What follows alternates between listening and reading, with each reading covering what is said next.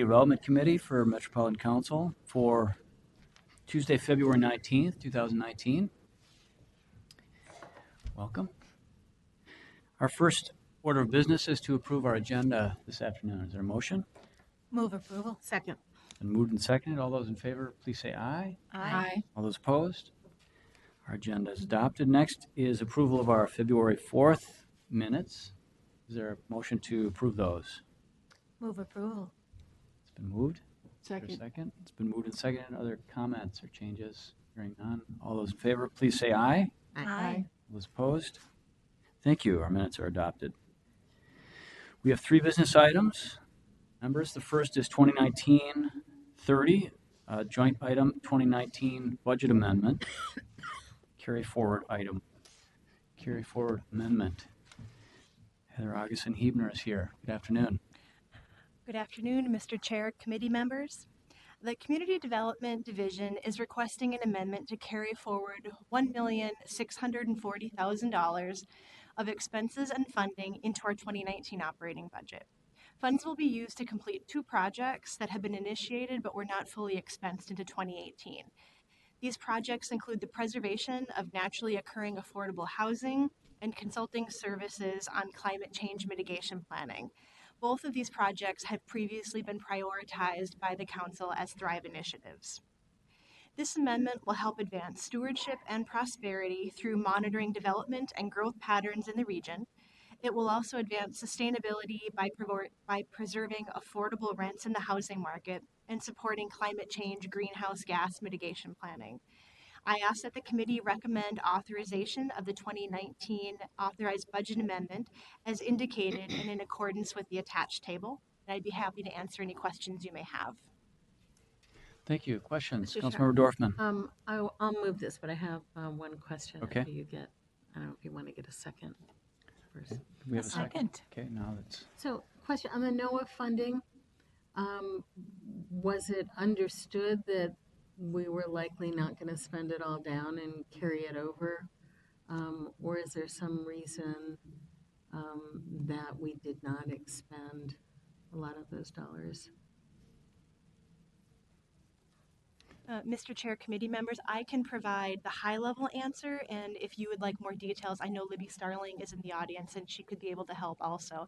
I do know that there is an agreement that we're working through right now with the Greater Minnesota Housing Fund. So you saw a business item before you, I believe, in November to authorize negotiations on that, and that process is ongoing as we speak. Okay, so that explains it. Thank you. Mm-hmm. Is there discussion to the motion? Hearing none, all those in favor, please say aye. Aye. All those opposed? Motion carries. Thank you. Thank you. Our next item is the first of the county comprehensive plan updates for Washington County. Corinne Wendell's here to present. Good afternoon. Hello, good afternoon, Mr. Chair and committee members. My name is Corinne Wendell, Sector Rep for Districts 11 and 12, and I'll be presenting the Washington County item. So, Washington County encompasses 423 square miles of land and water surface and is located on the east side of the metro with 6 townships within its borders. Thrive MSP 2040 identifies the county as having 6 different community designations, and those include urban, suburban edge, emerging suburban edge, diversified rural, and rural residential, as shown in Figure 2 in your staff report. There are various regional systems that run throughout the county. That is shown in Figure 1 of your staff report. The county's forecasts are shown here. Based on most recent data between now and 2040, the county shows steady growth across population, household, and employment numbers.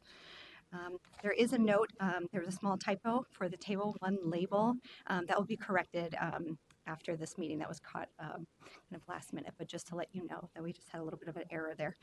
However, the numbers of the table are correct both in the slide and in the staff report. Next, within the county, there are several different MRCA districts. So that is shown here within the map. The county has several MRCA districts within its boundaries.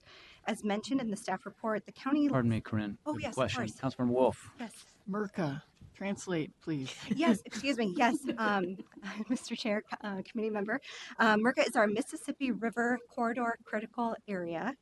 And so that's a component within several different plans within the 7-county, as you can see how it runs through several of our counties and down into Washington County. And so that is one of the components within the plan that has to be complied with for adoption. And so as you can see on the eastern side of this map, Washington County has several towards the southern end.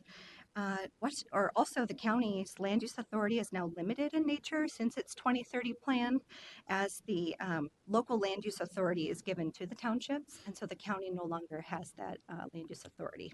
And so that's also discussed within the staff report. And so for this plan, the staff found that county's 2040 comprehensive plan conforms to the regional system plans, is consistent with council policies, and is compatible with the plans of adjacent communities and affected jurisdictions. And so in summary, and as shown on page 1 of the review record, and listed here are the proposed actions to authorize Washington County to place its 2040 comprehensive plan into effect, to advise the county to adopt the Mississippi River Corridor Critical Area component, the MRCA component, of their 2040 comprehensive plan within 60 days after receiving final approval from the DNR, the Minnesota Department of Natural Resources, and submit a copy of the final adopted plan and evidence of adoption to the DNR, to the council, and also to the National Park Service within 10 days of adoption. And then also advise the county to implement the advisory comments in the review record for both forecast and transportation. And that concludes the presentation. I'd be happy to answer any questions. Thank you. Thank you for the presentation. Are there questions? Move approval. It's been moved. Is there a second? Second. Moved and seconded. Is there discussion to the motion? Hearing none. All those in favor, please say aye. Aye. All those opposed? The motion carries. Thank you very much. Thank you. Our third item, members, is 2018-333, a same week item, also joint item, Regional Parks Funding Allocation Policy and Regional Parks Fund Distribution Policy. Libby Starling and Heather Augustin are here. Good afternoon. Thank you, Mr. Chair, committee members. First, I will note this is not a same week item, but this is a joint committee meeting or joint committee item, as the management committee heard and approved this business item last week, with the community development committee members who are in management committee not being present last week and not this week. So some of your colleagues have heard this previously. So we are here because last November, when this council replaced this regional parks policy plan with this regional parks policy plan, there were finance-related policies that were removed from this one that were intentionally not included in this document, with the idea of doing a separate policy document that would include the finance-related policies. So that is what is before you today, is the beginning of getting these missing pieces of policy back into the council's policy framework. So again, items that were an adopted council policy, but when you adopted this, they fell out, and so we're trying to return them into adopted council policy. So that's what brings us here today. So in the document that you saw, there were 2 proposed policies. So you've already seen and approved the Regional Parks Policy Plan. It's adopted by the Council on MPOS, the Metropolitan Parks and Open Space recommendation. By statute, the Regional Parks Policy Plan is updated at least once every 4 years. It is considered a Metropolitan System Plan according to state statute, and this sets the overall direction for the regional park system and the council's role inside of that. The next document inside the business item before you is the funding allocation policy. This is one that would be updated as needed, and this is the document that would live inside the overall Met Council policy structure. So it has the same formatting, it has the same structure as the rest of the council's policies and procedures. So as you've adopted various policies during your time. One recent example would be the council's equity policy that has the same look and feel as the proposed funding allocation policy. The two primary functions of the funding allocation policy are to authorize the creation of the fund distribution policy, the next document on here, and then to assign responsibility for implementation of this to the Community Development Division. The next longer document that is in your business item is the fund distribution policy. This is the document that again would be adopted by the council upon the recommendation of the Parks and Open Space Commission. This would be reviewed at least annually in consultation with the Parks and Open Space Commission, and this could be updated as needed, amended as needed on an ongoing basis. And this is the document that would articulate the policy level decisions for each of the regional parks funding programs, essentially who gets how much money for what types of purposes. So these are the documents you've seen. And then there's an intention in 2019 to develop a sub-recipient administrative guide. This again would be reviewed at least annually, updated as needed. And this is the document that will contain the procedures for each of the funding programs, including timelines, including application materials, and really thinking about the procedures to implement the policies that have been laid out. So today's conversation is really about the two middle ones, the funding allocation policy and the fund distribution policy. These are the two documents that are embedded in this. I should also note that the Metropolitan Parks and Open Space Commission has seen these. A draft was included in the December agenda and then pulled. MPOS did discuss this at their January meeting. And then there are two attempts to hold a February meeting that were stymied by a combination of weather and lack of commission quorum. So we've made attempts to have a second discussion at MPOS, but this is coming to you without MPOS having had a formal opportunity to discuss this a second time in a public setting because we weren't able to get the meeting together. So we're coming forward without that. So the funding allocation policy, as I said, this is the piece that would live as one of the council's overall policies. This provides the framework for the Regional Parks Fund Distribution Policy, and again sets the Community Development Division Director to be responsible for this policy as well as the development of the Sub-Recipient Administrative Guide. Then there's the longer document, the Regional Parks Fund Distribution Policy, again adopted by the council upon the recommendation of MPOS, laying out who gets how much money for what, laying out dimensions of what the required match is, laying out conditions for amendments. This would also have an annual review process and could be amended on an as-needed basis going out to the future. We had some questions from the Parks and Open Space Commission in January about how this varies from the finance-related content that was in the 2015 Regional Parks Policy Plan. So as much as possible, they are intended to reflect current policies and existing practices, except one, there have been significant changes in the structure and the language to improve transparency, clarity, and findability of policy language. So we've had a lot of new people coming into the regional parks world since the original policy plan was adopted. And when multiple people couldn't agree on what the original language meant, we decided that was an opportunity to improve the language and clarity so that we all understood what the policy language meant. We discovered that there are some existing practices that were never fully articulated in the policy document, the most notable of which is the Park Acquisition Opportunity Fund that we treat as a first-come, first-served program, and we've never actually articulated that.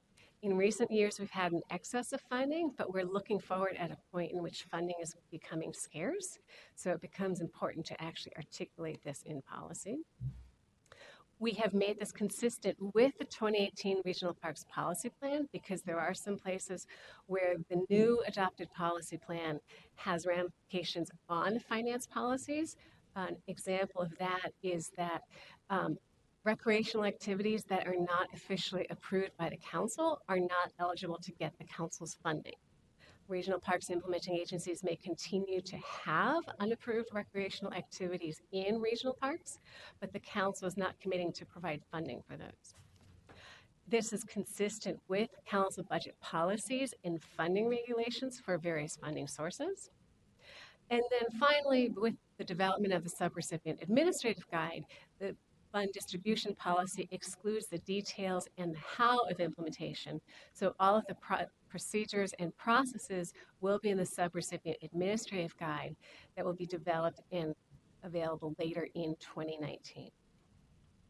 So the proposed action before you is to add the regional parks funding allocation policy to the agency-wide policies and procedures, and to adopt the regional parks fund distribution policy.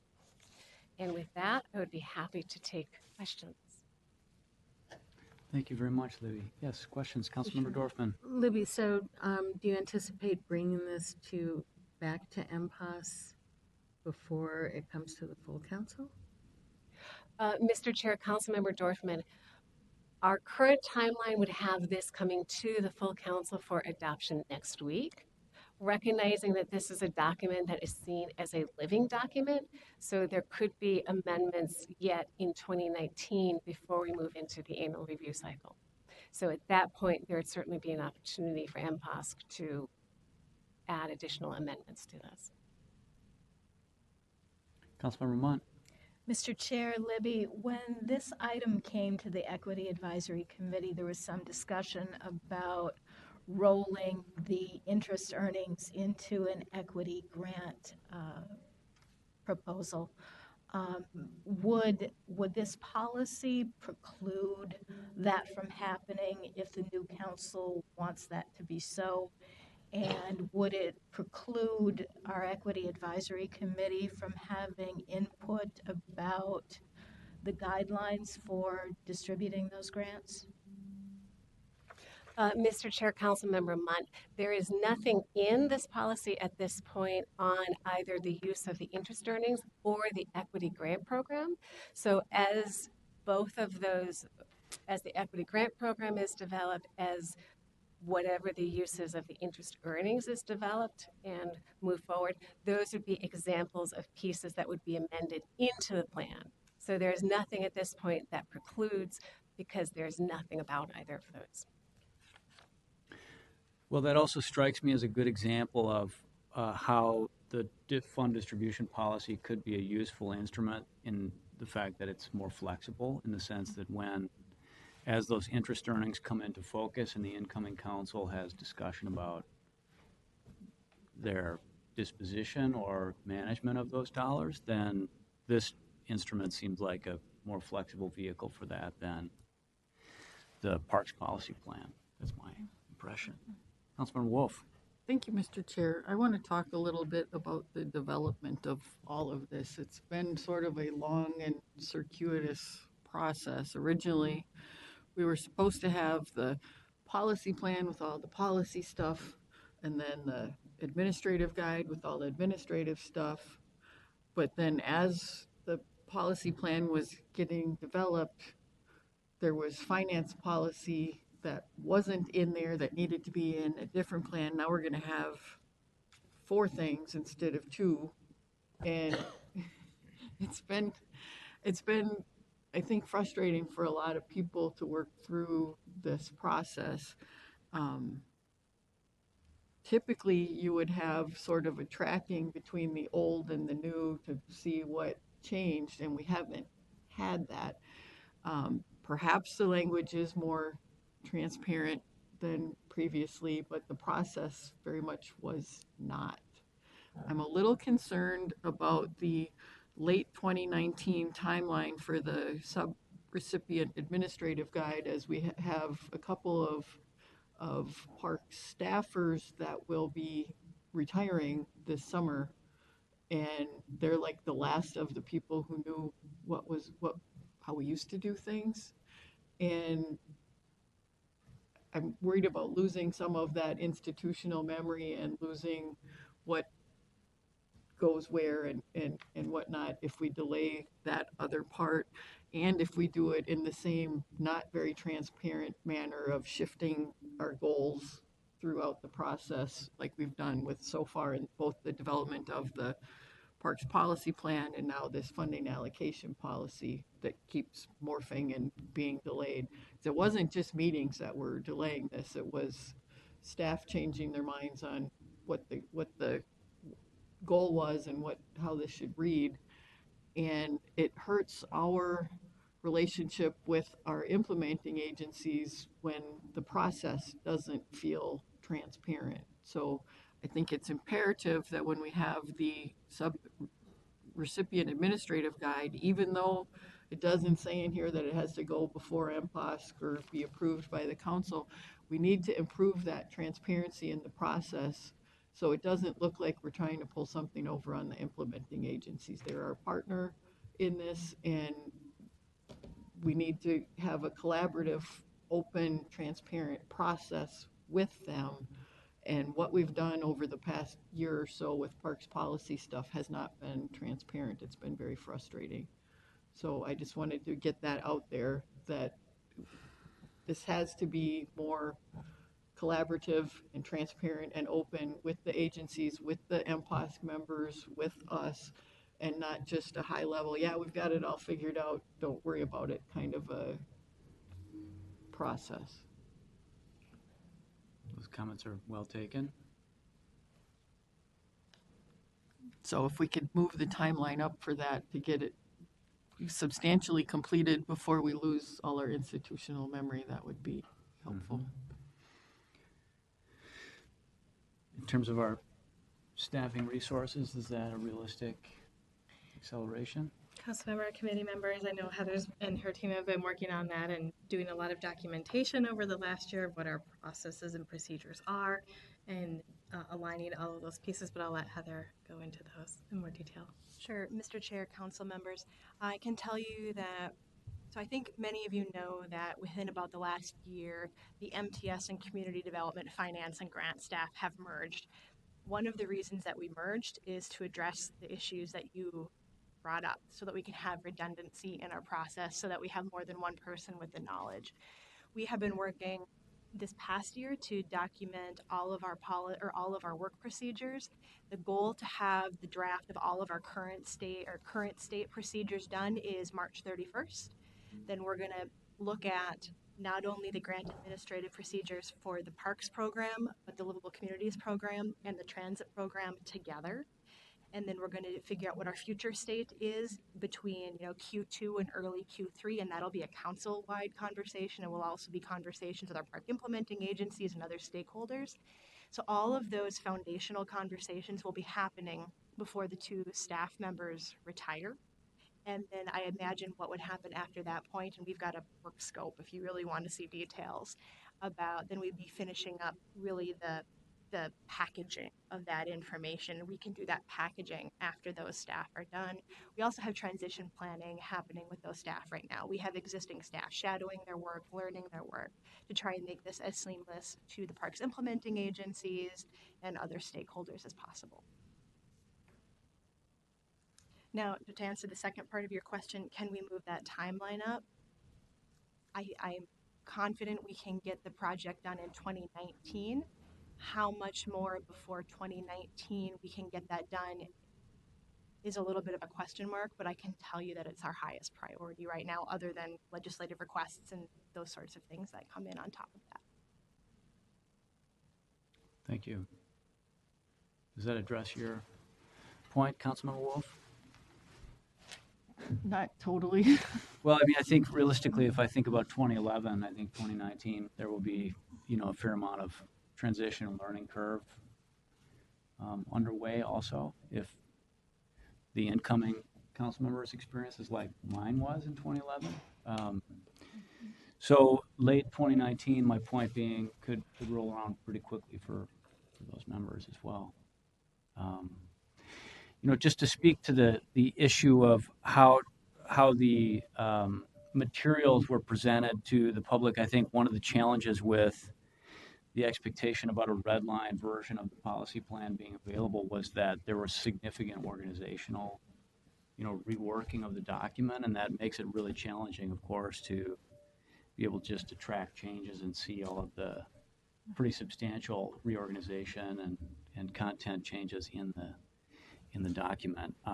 That's not certainly any kind of intentional lack of transparency. It's just substantial change in the document. So I want to make that point. Councilman Ramon. Mr. Chair, without taking us off on a tangent, I really would like to recognize the fine work of Deb and Tori in tracking the parks grants and always making us smart about the decisions that we make. They leave huge shoes to fill. Thank you. Good point. Councilman Ramon. Excuse me, Wolf. Thank you, Mr. Chair. I would agree. Deb and Tori do a fantastic job. What I wanted to, in addition to that, what I wanted to comment on is it is possible to track between documents to make sure that everything gets there. When you're doing technical writing, there's a way to do that. It doesn't have to be a red line version to do that. But we didn't do that this time with the process to make sure that everything found a home eventually. And that's part of my concern on now when this next document is written. That's something that's totally new that we don't even have. But when we didn't track where we could have between the two documents that we are now going to approve or recommend for approval, it doesn't give the other agencies a feeling of transparency and trust for the next section, which means we've got some relationship rebuilding to do with our agencies to make sure that, and our MPOS members, because they were not happy about all of this going on.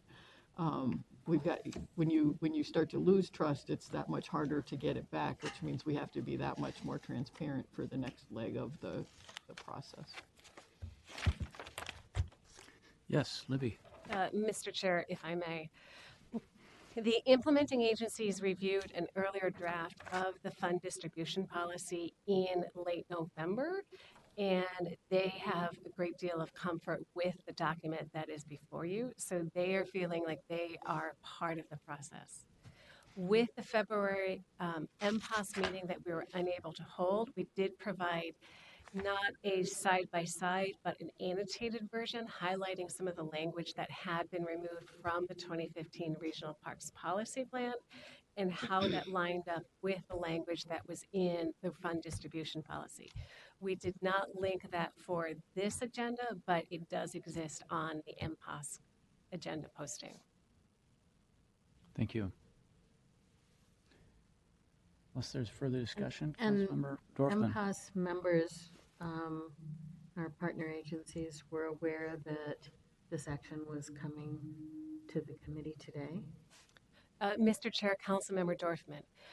MPOS members received an email from their chair on, I believe it was Tuesday, Monday night or Tuesday, asking them to submit any questions or comments about this action to Councilmember Commerce and Councilmember Wolf. So they were aware that this action was happening. Staff were not on that, so I don't know what those conversations were. And then the implementing agencies were also informed that this action would be taken today. Okay, thank you. Unless there's further questions, I would entertain a motion on this item. Move approval. It's been moved. Is there a second? Second. Okay, it's been moved and seconded. Is there discussion to the motion? Hearing none, all those in favor, please say aye. Aye. All those opposed? Motion carries. Thank you very much. Okay. So members, that concludes our business agenda. Michelle just reminded me that the March 4th meeting will be canceled Oh, it will. for the committee. And so this is Things that last. this is our final community development committee for this council. So I've certainly enjoyed the opportunity to serve with you and to do this work together. It's meant a lot to me, and I'm grateful for the chance to work together. Well, Mr. Chair, thank you Yes. for chairing. We've dealt with lots of important issues over the last few years. I want to thank the staff too for the good work that they've done to support our work here. Okay, very good. Let's be adjourned. Thank you.